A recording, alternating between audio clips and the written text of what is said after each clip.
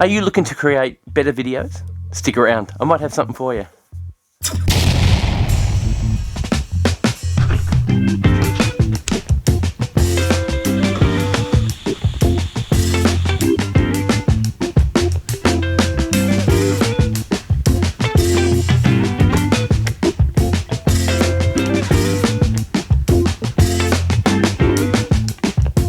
I started off with absolutely no knowledge in filming or even brewing. My daughter, Sarah, she bought me a brew kit from Aldi, which was a home brew kit, excuse me.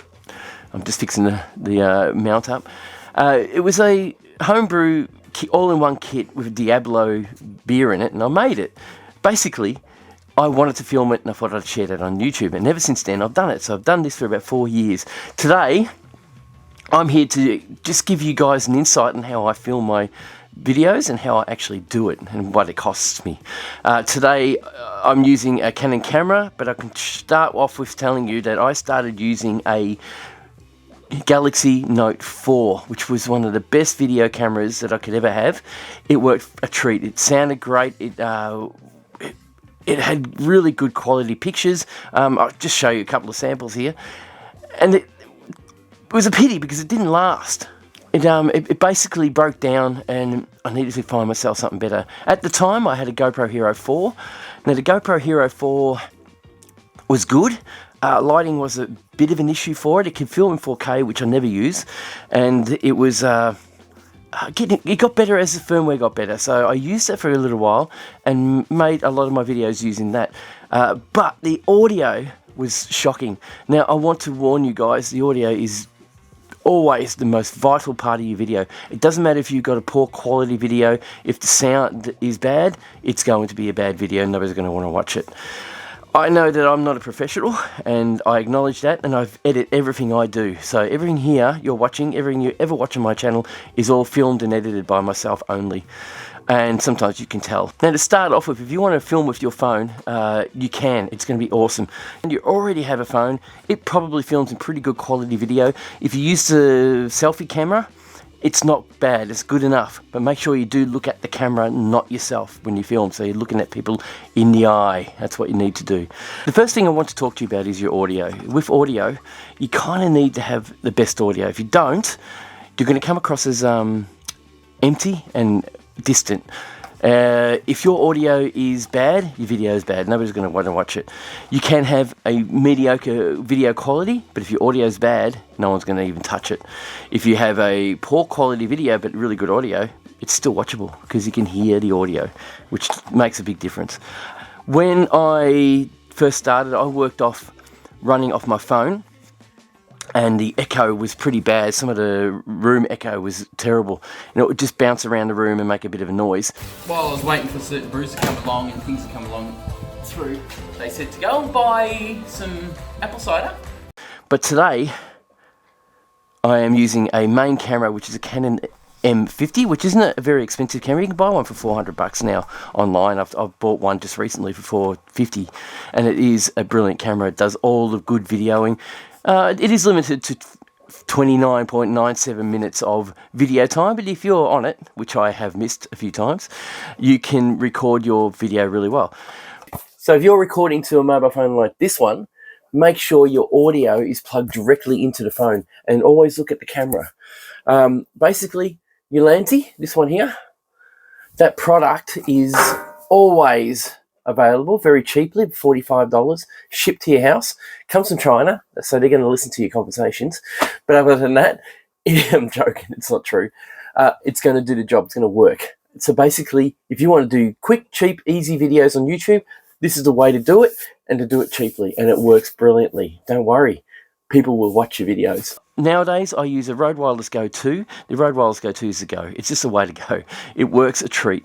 The thing is, it was flawed at the start. I had a few problems with it. Had it sent away and had to come back as a whole new replacement. A couple of glitches in the matrix, I suppose. But it works perfectly now, and I trust it. I only trust that because I know it will work every time I use it. The problems that I was getting was I had interference, and it crackled and had all kinds of noises and pops through it. They have obviously solved that problem now, so it's a great thing. The Rode Wireless Go records internally as well as outside into your camera, which is what you're hearing at the moment. If the camera one fails, which never happens, the internal one's still there, so you can actually reuse it. And I have done that in other videos when this camera has stopped recording and I never knew it. I still had the recording in my wireless Go. Why I'm pointing to my hat is this hat came from Little John's Brewing.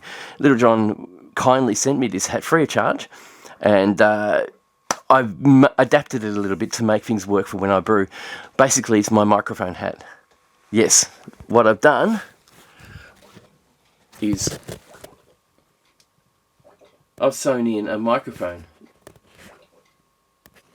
I have to hide my face because the camera wants to pick up my face.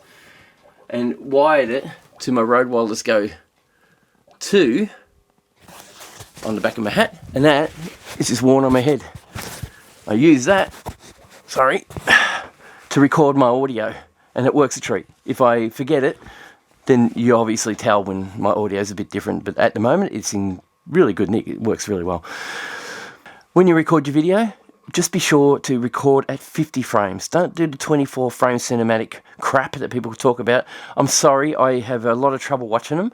They're blurry. A lot of time on YouTube, they'll compress it and it'll look even worse. You get a lot of artifacts in your video. Unless you've got a high quality video camera, don't do it. Just use 50 frames if you're in PAL, use 60 frames if you're NTSC, get it above 30 frames per second. Also, you'll need to change your shutter speed, especially if you're filming indoors.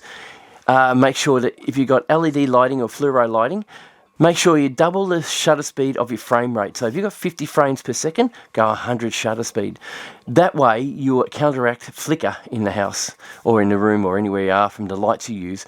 In America, if you're doing 60 frames, it'll be 120 shutter speed. If you're doing 25 frames, do 50 shutter speed. It'll make a huge difference to your videos and it will stop that flickering. Now, unfortunately, I have GoPros. GoPros have issues where if you leave the battery out, they reset. Basically, you got to plug them back in and reset all your settings again. If you forget to do that, you start recording and you get flicker. And it drives you nuts because you've got to try and figure it out. And it has automatic flicker cancellation, but it doesn't really work that well. As soon as you even move the camera a little bit, it starts flickering again. So I don't like using them. What I use is a DJI action camera, which is fairly old, much older than the Hero 8.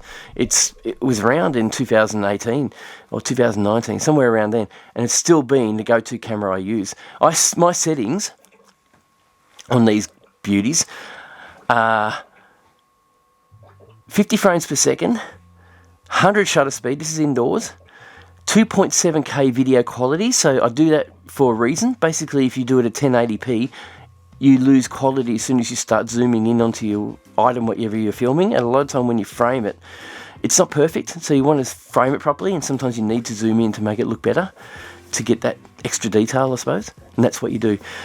They're the best settings to use. Basically, 50 frames, double the shutter speed, 2.7K video, if your computer can handle it. Sometimes computers can't handle that. You can use proxies, which is what I do. I basically put my videos on the timeline or into the program I'm using and get the computer to create proxies so that it doesn't actually use all the processor speed of the computer and slow everything down. So it works really well. If you learn about proxies, you'll be much better off with quality video. Also, when you film, make sure you film in 16:9 format. Don't run your video at vertical video, which is 9:16 video, which is disgusting on YouTube. Do not do it. Only if you're going to do a shorts videos. It's the only time you ever use it. I don't understand it, and I don't know why people want to do it. I know that social networks like Instagram, TikTok and all those use it, and that's fine. Leave it there. Don't use it on YouTube. It's not the same. YouTube is television. It's not like Facebook or Instagram. Now, Instagram, you can get away with Instagram. You can get away with 9:16, or the other CRT style, which is that square box type. I can't remember what that is. I think it's 14:14 or something like that. But they're both usable on Instagram. The old CRT box style is tolerable on YouTube. It doesn't take up as the whole screen, only takes up a small amount, which can still be a bit annoying, but you can watch it. It's easy. You can get away with it. So these cameras are cheap. Basically, you can buy a Canon M50 for $450 second hand. You can buy a DJI action camera for 150 bucks each, and they are brilliant cameras. And if you've seen my videos, they're not looking bad at all. I have 2 GoPro Hero 10s. I was going to use them and get rid of the DJIs, but the DJIs for this sort of purpose, spot on. I won't use them for anything else.